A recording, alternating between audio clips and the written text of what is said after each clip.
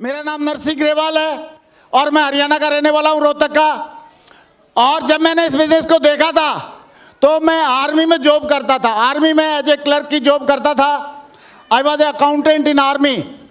तो आर्मी में क्लर्क की जॉब करते करते मुझे इस अपॉर्चुनिटी को देखने का मौका मिला, जिसका नाम सेफसॉप है, जिसको आप सब लोग जानते हैं, और उसने मेरी ज़िंदगी बदली है। जब मैंने अपॉर्चुनिटी को देखा तो मुझे दो बातें बहुत अच्छी लगी। पहली कि इसमें इन्वेस्टमेंट जीरो है। क्या है इन्वेस्टमेंट? क्योंकि मैंने पैसे दे दिया और बदले में घड़ी ले लिया। तो पैसे के बदले में तो मुझे सामान मिल गया जो मेरे उपयोग का था, यूज का था। और उसके बाद मेरे पास कोई डिग्री नहीं थी खास, क्योंकि नॉर्मल मैट्रिक पास करके मैं सेना में भर्ती हो गया था। तो यहाँ पे भी कोई खास डिग्री चाहिए नहीं थी और अनुभव भी मेरे पास कुछ खास नहीं था। अनुभव क्या था मेरे पास? 19 साल में फौज में नौकरी का अनुभव था। वो भी फौज में आपको पता है घास काटनी पड़ती है, हम सवेरे सवेरे घास काटते थे, तो घास काटने का अनुभव था। तो मैं देखा जाए तो इन्वेस्टमेंट क्या था? जीरो। एजुकेशन क्या थी? Matric pass. और अनुभव क्या था? घास काटने का। और उस अनुभव के साथ, उस एजुकेशन के साथ, उस इन्वेस्टमेंट के साथ मैं इस बिजनेस में आया। और आने के बाद मैंने इसमें काम करना शुरू किया, क्योंकि मुझे एक बात अच्छे से पता लगी थी, इसमें जाने के लिए कुछ नहीं है। जब कुछ इन्वेस्टमेंट ही नहीं हो रहा तो जाएगा क्या, डूबेगा क्या? बोलते हैं भाई समुद्र में अगर कोई मतलब जंप लगाएगा तो खतरा है, तालाब में अगर जंप लगाएगा खतरा है, और अगर झील में जंप लगाएगा तो खतरा है, लेकिन बाल्टी में अगर जंप लगाएगा तो क्या खतरा है? कोई खतरा है क्या? जब कुछ इन्वेस्टमेंट ही नहीं कर रहे तो कोई प्रॉब्लम ही नहीं है, खतरा ही नहीं है। तो मैंने इस बिजनेस में काम करना शुरू किया। और जैसे ही काम करना शुरू किया तो मैंने सोचा कि जैसे मुझे समझ में आ गया है ऐसे सारे लोगों को समझ में आ जाएगा। और मैंने इसमें काम करना शुरू कर दिया। तो काम मैंने करना शुरू किया तो मैंने पहले 5 लोगों को बताया इसके बारे में। कितने लोगों को बताया? कितने लोगों को बताया? तो मैंने पहले 5 लोगों को बताया और 5 लोगों ने क्या बोला? जानना चाहते हैं? सारे लोग नहीं बोल रहे हैं। जानना चाहते हैं? तो पहले कितने लोगों का प्लान दिखाया मैंने? मुझे क्या बोला? जानना चाहेंगे? जानना चाहेंगे? और 5 ने यस नहीं बोला, 5 ने बोला नो। क्या बोला? और जैसे ही 5 ने नो बोला मेरी तो हवा निकल गई। मैं अंगूर से किशमिश बन गया सीधा। और मैंने सोचा कि मैं तो कर नहीं पाऊंगा इसमें काम, क्योंकि 5 मेरे जो खास बंदे थे उनसे बात किया था, 5 ने ना बोल दिया। और मुझे लग रहा मैं इसमें काम नहीं कर पाऊंगा। तो मैंने अपलाइन को फ़ोन लगाया और अपलाइन से पूछा सर 5 लोगों ने मना कर दिया, अभी क्या करूं? मेरे 5 लोग ही खास बंदे थे। तो उन्होंने क्या जवाब दिया? जानना चाहेंगे?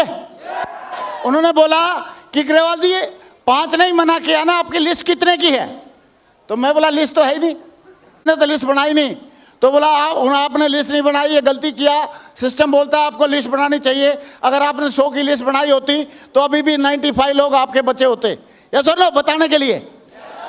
तो फिर भी उन्होंने बोला कि आपने तो बोला था कि 300 लोगों के नाम आपके दिमाग में याद हैं, तो वो नाम कहाँ गए?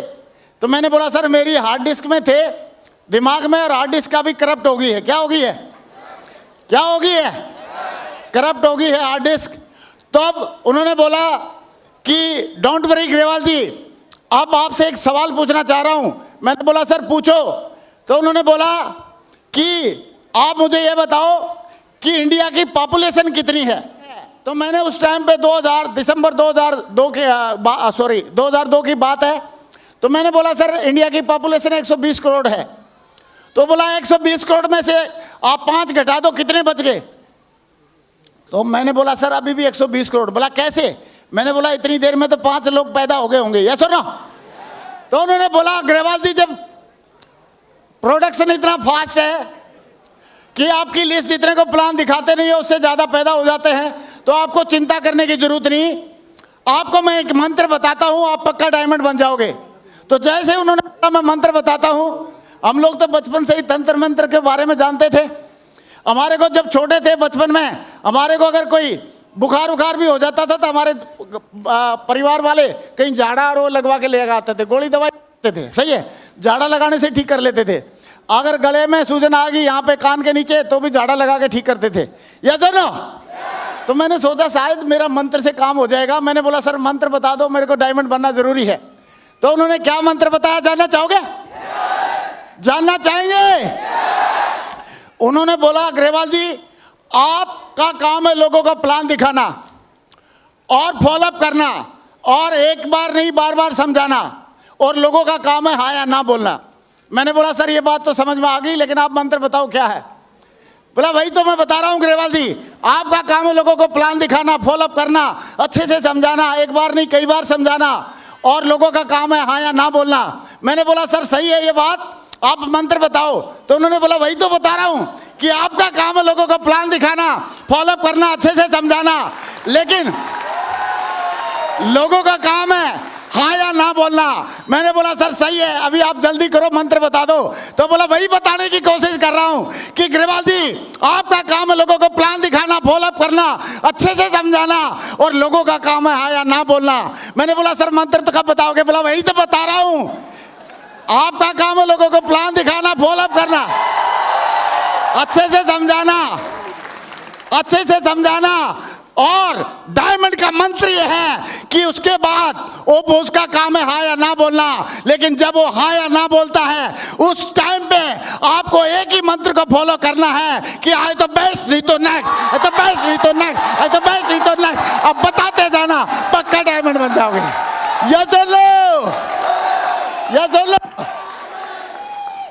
और दोस्तों जैसे मेरे को मंत्र पता चला कि आए तो बेस्ट नहीं तो, आए तो बेस्ट नहीं तो, अगर आए तो बेस्ट नहीं तो नेक्स्ट करने से अगर मैं डायमंड बन सकता हूं, अगर मैं कामयाब हो सकता हूं, तो मुझे डायमंड बनना चाहिए कि नहीं बनना चाहिए? बनना चाहिए, बनना चाहिए। तो दोस्तों मैंने ये मंत्र की बिल्कुल गांठ बांध लिया कि आए तो बेस्ट नहीं तो करता रहेगा, तो कोई ना कोई उसको हाँ बोलेगा कि नहीं बोलेगा? बोलेगा। मुझे कॉन्फिडेंस भी आ गया, और मैं तो लोगों से जाकर ऐसे बातें करने लगा कि भाई मेरे पास बहुत बढ़िया एक अपॉर्चुनिटी है, प्लान है, उसमें जिंदगी बदलने का मौका है। और लेकिन वो जो अपॉर्चुनिटी है, वो प्लान है, केवल समझदार लोगों को समझ में आती है। और मैं समझा के देखता हूं, अगर तेरे को समझ में आ गई तो इसका मतलब क्या है? समझदार है। और नहीं आई तो मैं कुछ नहीं बोलूंगा, तो खुद ही समझ लेना। यस और नो? और जब इंसान को कॉन्फिडेंस होता है, जब इंसान को कॉन्फिडेंस होता है, तो उस टाइम पे आदमी को कोई प्रॉब्लम नहीं होती है, डर नहीं लगता है। मैं आपको कॉन्फिडेंस के बारे में एक छोटी सी कहानी भी बताना चाहता हूं। और कहानी ये है, एक बार एक चूहे ने लिया हाथ में रेड रोज। एक बार एक चूहे ने हाथ में लिया रेड रोज और बब्बर शेरनी को किया प्रपोज। किसको? बब्बर शेरनी को किया प्रपोज, और उसको बोला darling I love you, I miss you, I want to marry you. और जैसे ही उसने ये किया तो शेरनी ने तो आंखें लाल लाल निकाली और बोली बोला जा कल मुझे तेरा मुंह तो देख। तो उसने बोला मुंह को छोड़ मैडम, बंदे का कॉन्फिडेंस देख, कॉन्फिडेंस। यस और नो? यस और नो?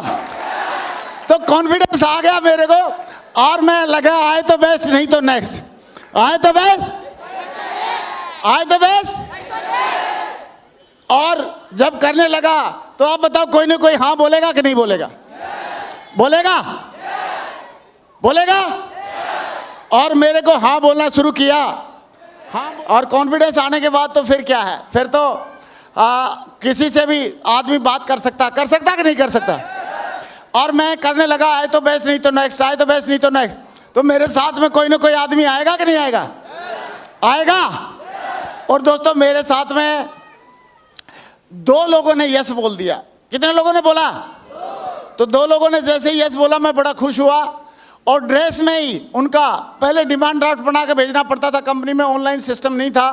हाँ, तो मैं डिमांड ड्राफ्ट बनाने के लिए सदर बाज़ार आगरा में चला गया, और जैसे मैं वहाँ पे गया तो जाते ही मैंने फॉर्म फिलअप करके पैसे और वो दिया, फॉर्म दिया, तो उसने पैसे गिनती किए और ठप्पा मार के मुझे रिसिप्ट दे दी। लेकिन मुझे ये पूछना था कि ड्राफ्ट कब मिलेगा। तो जैसे ही मैं झुका उस खिड़की में, एसबीआई की खिड़की आपको पता ही है, स्टेट बैंक ऑफ इंडिया की खिड़की ऐसे नीचे रहती है, तो मैं जैसे ही झुका तो वैसे ही झुकते ही सामने से आवाज़ आ गई। मैंने इधर से बोला भाई साहब, तो उधर से भी आवाज़ आ रही भाई साहब। तो मैंने सोचा यार मेरी आवाज़ इको क्यों हो रही है। तो बाद में देखा उसके होठ हिल रहे हैं कैशियर साहब के। तो मैंने बोला भाई साहब आपने कुछ बोला। उन्होंने बोला हाँ मैंने बोला। मैं बोला सर क्या बोला आपने। बोला भाई साहब आप खुद तो फंस गए, दूसरों को क्यों फंसा रहे हो। बोला देखने में आप शरीफ लग रहे हो, फौजी आदमी हो, खुद तो फंस गए, दूसरों को क्यों फंसा रहे हो। मैंने बोला क्या बोला भाई साहब आपने। बोला जो आपने सुना वही बोला। मैंने बोला ऐसी कैसी बात कर रहे हो आप। बोला नहीं ऐसी कंपनी दुबई में भाग जाती है। कहाँ भाग जाती है। तो मुझे पता लगा यार इसको तो ये भी मालूम है कहाँ भागेगी। और मैं अपलाइन का सारा मोटिवेशन भूल गया, और सारा मोटिवेशन भूलने के बाद मेरे माथे पे पसीने आ गया, आंखों में पीला पीला दिखने लगा, पेट में गुड़गुड़ होने लगी। मुझे उस टाइम पे मालूम नहीं था, और मुझे उसकी कच्ची दारू का असर हो गया। और मैंने सोचा यार ये तो बहुत बेकार चीज़ होगी, मेरे भी पैसे गए और दो लोगों के इनके भी गए। ऐसे करके मैं सोचने लगा, और मैं सीढ़ियों से फर्स्ट फ्लोर पे था सदर बाज़ार आगरा में। तो फर्स्ट फ्लोर से मैं नीचे की तरफ जा रहा था, तो मेरे दिमाग में एक सवाल आया, एक विचार आया, और वो विचार ये था कि क्यों ना एक बार उससे बात कर ली जाए। किससे बात कर ली जाए। किससे। अपलाइन से। और अपलाइन तो बड़ा सम्मानित शब्द है, क्योंकि माँ बाप के अलावा अगर सबसे ज़्यादा भला हमारा कोई चाहता है तो अपलाइन ही चाहता है। लेकिन मैंने उस टाइम पे ये सोचा यार क्यों ना उससे एक बार बात कर ली जाए जिसने मुझे फंसाया। या सुनो, उस टाइम पे मैं फंसा हुआ महसूस कर रहा था। लेकिन दोस्तों मुझे मैं नीचे आया, और मैंने सोचा कि एक बार, मेरे पास मोबाइल फ़ोन भी नहीं था उस टाइम पे, तो एसटीडी पीसीओ वाले के पास आया, और उसको मैंने बोला भाई एक जबलपुर फ़ोन करना है, क्योंकि मेरा जो अपलाइन था जिन्होंने ज्वाइन करा था जबलपुर चले गए थे। तो मैंने बोला भाई फ़ोन करना है। उन्होंने बोला ठीक है 10 रुपये दे दो, करो फ़ोन। मैंने 10 रुपये दिए और फ़ोन करने लगा। तो जैसे मैं फ़ोन करने लगा ऊपर एक बल्ब जल रहा था, और मैंने इधर से फ़ोन लगाया, उधर से घंटी की आवाज़ गई, उधर ऐसे आवाज़ आ रही थी टर्न टर्न करके।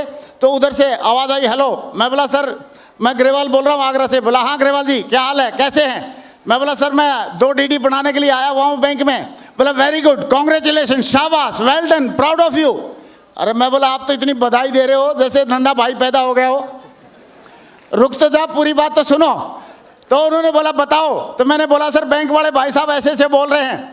तो उन्होंने बोला डोंट वरी ग्रेवाल जी, चिंता मत करो, लोगों ने ऐसे बोला था राइट बंधुओं को कि लोहे का आवाज आज नहीं उठेगा। आज लोहे का आवाज आज उठता है कि नहीं, ये सुनो।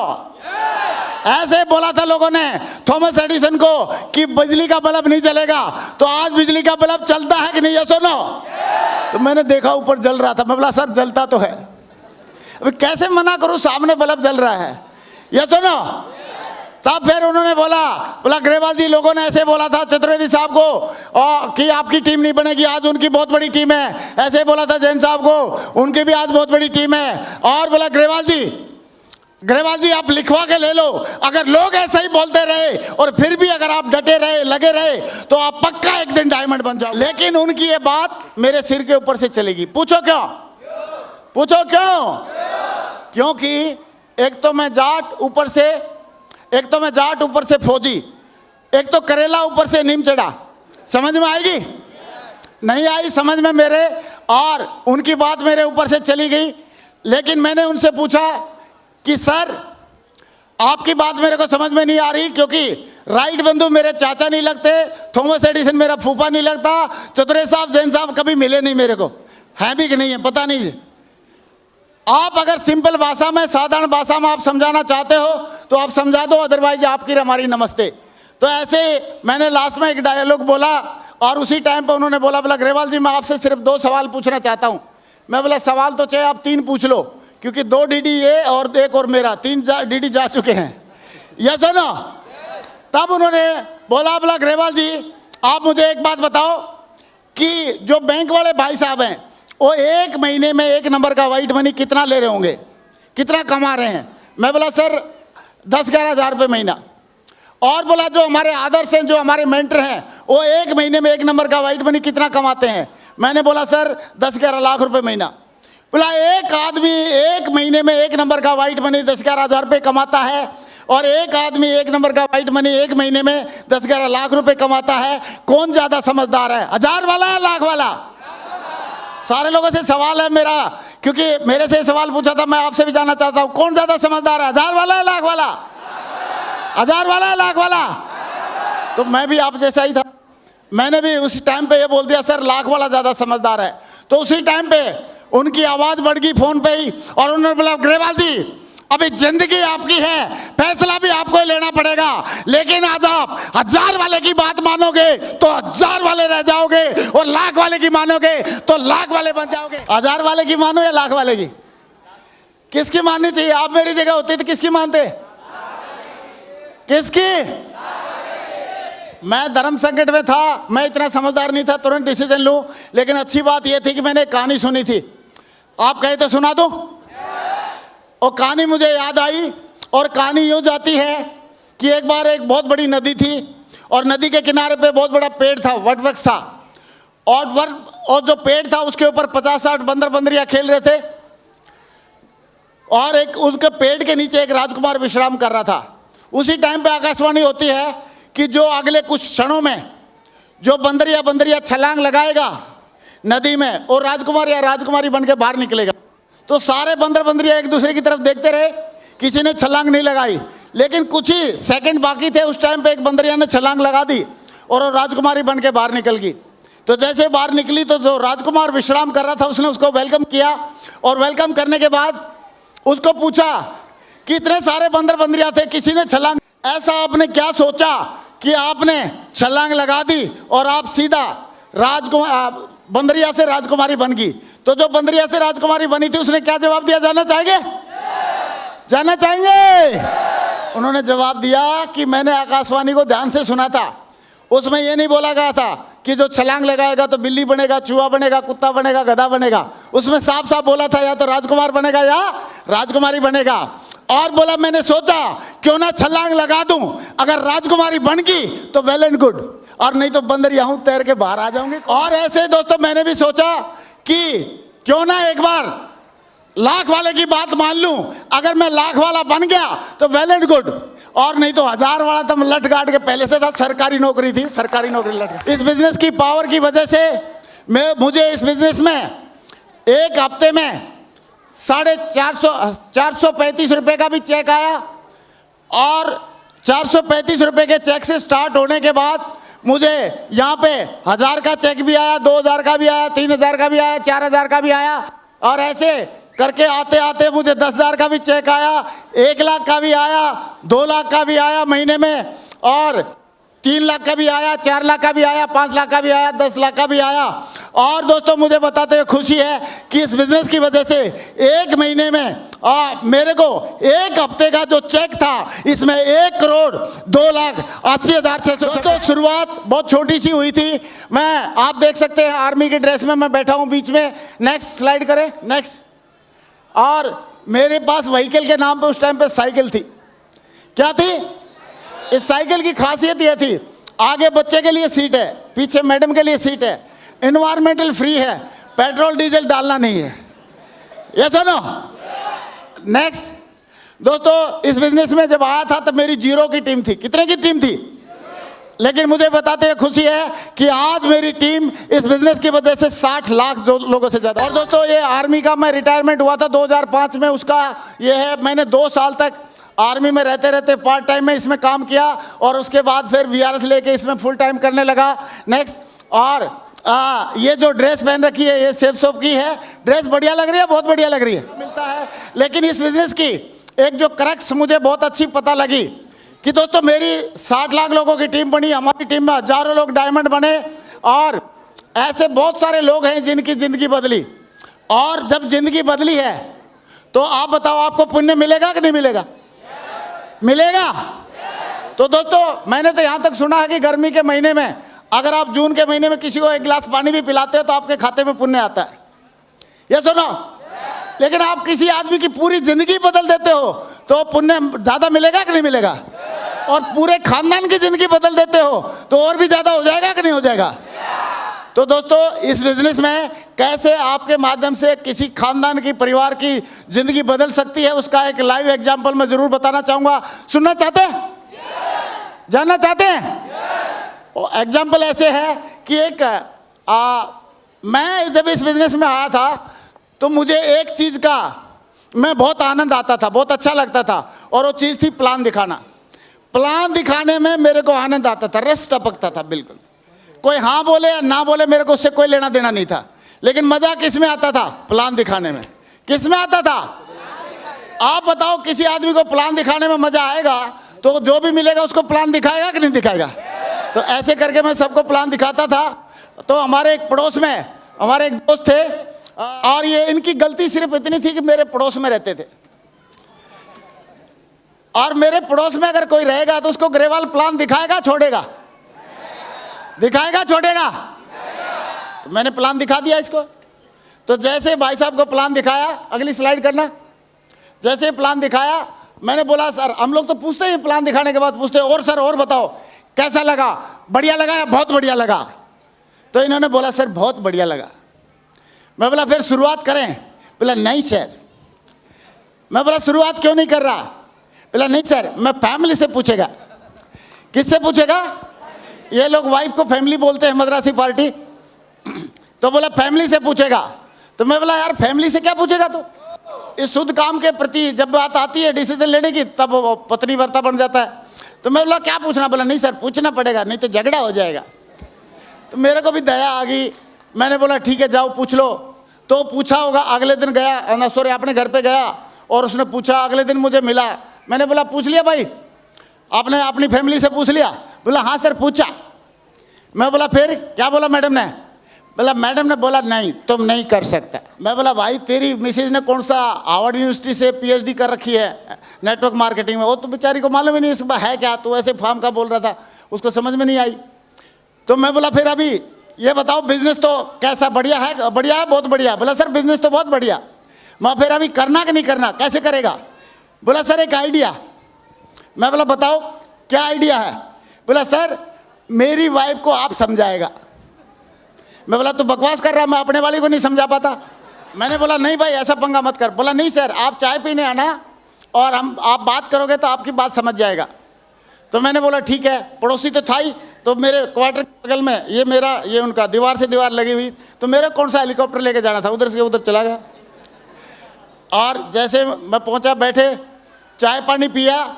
तो जैसे चाय पिया, चाय पीने के बाद अर्जुन साहब ने कुछ बिजनेस के वगैरह के बारे में बात किया। बोला हाँ भैया किया, लेकिन मुझे पक्का मालूम ये कुछ नहीं कर सकता। मैं बोला यार इसकी रिपोर्ट तो बहुत खराब है। तब मैंने बोला मैडम ऐसा नहीं है, बिजनेस बहुत बढ़िया है, आप देखो। तो मैं अपना लेके गया था प्रूफ।